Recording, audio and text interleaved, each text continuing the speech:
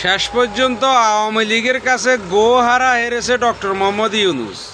এতটাই ভয় পেয়েছে যে শেষ পর্যন্ত আজকে শেখ হাসিনার মামলার রায়ও দেয়নি, বলছে সেটা পরে জানাবে। তো আমি কিন্তু 9 তারিখে একটা ভিডিওতে বলেছিলাম আওয়ামী লীগের লকডাউন ততটা সফল হবে না, কিন্তু আমার ধারণাটা ভুল ছিল। 9 তারিখের সন্ধ্যার পর থেকেই ঢাকাতে যেভাবে আওয়ামী লীগ অগ্নিসংযোগ, দরপাকড়, ককটেল বিস্ফোরণ শুরু করেছে, ইয়াতে ঢাকার মানুষ আতঙ্কগ্রস্ত হয়ে পড়ে। সেই সাথে দিন 10, 11, 12 এই 3 দিন তো ঢাকা শহরে অগ্নিসংযোগ, ককটেল বিস্ফোরণ এক মহারথীর মতো এক অবস্থা গেছে।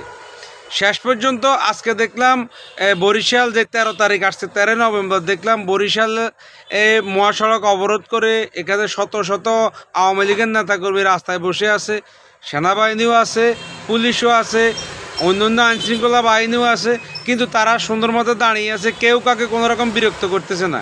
এটার মানে এই নয় ভদ্রতা দেখাচ্ছে প্রশাসন, না।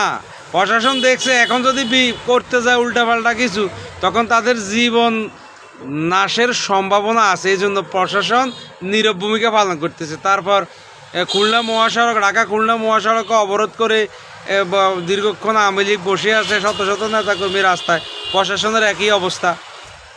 এরপর ইউনূস সাহেব তো এখন ডিসমিস না পেয়ে রায়ের ডেটে নাই, পরবর্তীতে জানাবে উনি বলেছে। আসলে আওয়ামী লীগ যে একটা ভয়ঙ্কর শক্তিশালী দল, এটা তারা দেশ স্বাধীনের পর থেকে অনেকবার প্রমাণ দিয়েছে। 110টা আন্দোলনে, 96-তে খালেদা জিয়াকে আবার ওই যে ফেব্রুয়ারির নির্বাচন বাতিলের সেই আন্দোলনে, সব মিলিয়ে আওয়ামী লীগ কিন্তু বিরোধী দলে অত্যন্ত শক্তিশালী। এখন আওয়ামী লীগকে এরা কীভাবে ঠেকাবে? এই যে বিএনপি, জামাত, এই যে এনসিপি, তারপরে ওই যে হাদি, ওই যে আরও সংগঠন, এরপর ইউনূসের পুরা বাহিনী, সরকারি বাহিনী সব মিলাইয়াও কিন্তু আওয়ামী লীগকে দমন করতে পারেনি। শেষ পর্যন্ত আওয়ামী লীগের কাছে এক হিসাবে পরাজিত হয়ে রায়ের ডেটটা আজকে আর দেয়নি। রায়ের ডেট ওনারা পরবর্তীতে জানাবে বলেছে।